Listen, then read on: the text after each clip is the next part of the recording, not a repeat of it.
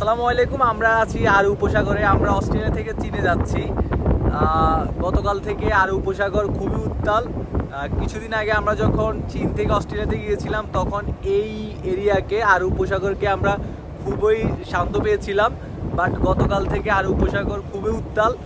বাতাসের স্পিড প্রায় 30 নটের মতো। তাছাড়াও আমরা বিপরীতমুখী কারেন্ট ফেস করতেছি প্রায় 2 নটের মতো। এর ফলে আমাদের শিপের স্পিড প্রায় 2 নটের মতো কমে গেছে। এই জন্য আমরা প্রতি ঘন্টায় প্রায় 2 নটিক্যাল মাইলের মতো কম যেতে হচ্ছে। আরু উপসাগর উত্তাল হওয়ার পিছনে একটা কারণ আছে। এটা হলো সাইক্লোন ড্রাগনের ইফেক্ট, যার ইন্টারন্যাশনাল নাম হলো উইনিয়ার। আমরা কন্টিনিউয়াসলি শিপে স্যাটসির মাধ্যমে এর ওয়ার্নিং পাচ্ছি, এমন আপডেট পাচ্ছি। আপডেট অনুযায়ী এটা এখন ফিলিপিন ইস্টের দিকে আছে, এটি নর্থ ইস্টের দিকে যাচ্ছে 7 নটিক্যাল মাইল বেগে। এই যে এখানে এটা হলো আমাদের জাহাজ, আর এই অরেঞ্জ কালারের যে বর্ডারটা দেখছেন এইটাই মূলত হলো আরু সি।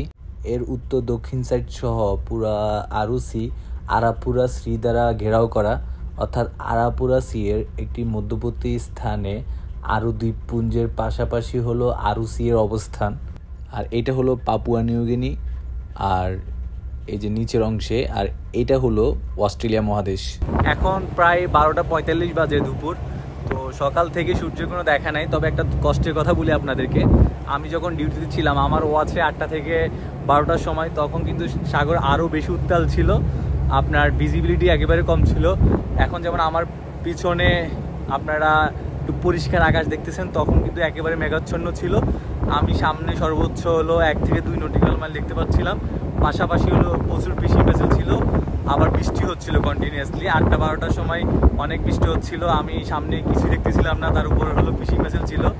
তো আমি ভাবছিলাম যে আমি ডিউটি শেষ করে আসলে এটা নিয়ে একটা ভিডিও করবো, আপনাদেরকে আসল ওয়েদার দেখাবো, আসল রাফসির এক্সপিরিয়েন্স দিব। কিন্তু দুঃখের বিষয় হলো 11টার পর থেকে ওয়েদার ভালো হওয়া শুরু করে, এমন আস্তে আস্তে আকাশও পরিষ্কার হতে থাকে, তারপরও সূর্যের কোনো দেখা নাই। আমি আসলে দুঃখিত যে আপনাদেরকে আসল রাফসির ফিলিংস দিতে পারলাম না। তারপরও আমি আপনাদেরকে টাইম ল্যাপসের একটা ভিডিও দেখাবো, ওইটা দেখলে ওয়েদারটা আসলে কেমন ছিল তা কিছুটা হলেও অনুমান করতে পারবেন। এটা হলো টাইম ল্যাপস ভিডিও, এই জন্য আমাদের শিপের বেগ আপনাদের কাছে আপাত দৃষ্টিতে বেশি মনে হতে পারে। এখানে প্রায় 30 মিনিটের ভিডিওকে কয়েক সেকেন্ডে নিয়ে আসা হয়েছে।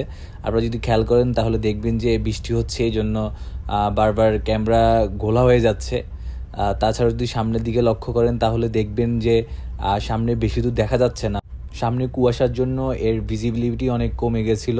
তাছাড়া এর আশেপাশে অনেক ফিশিং ভেসেল ছিল, এই জন্য নেভিগেশন কিছুটা কঠিন ছিল আমাদের জন্য।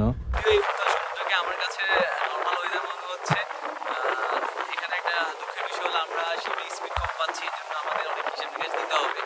বাট কথা হলো জাহাজে কোনো রোলিং পিচিং হচ্ছে না। তো ওয়েদার যতই খারাপ থাকুক না কেন, রোলিং পিচিং হবে না, তখন আমাদের কাছে এটা নর্মাল ওয়েদারই। আমার কথা হলো বাইরে সব কেটে যাক, ভিতরে সব ঠিকঠাক থাকলে আমার ডিউটি ঠিকঠাক, আমার মন ঠিকঠাক।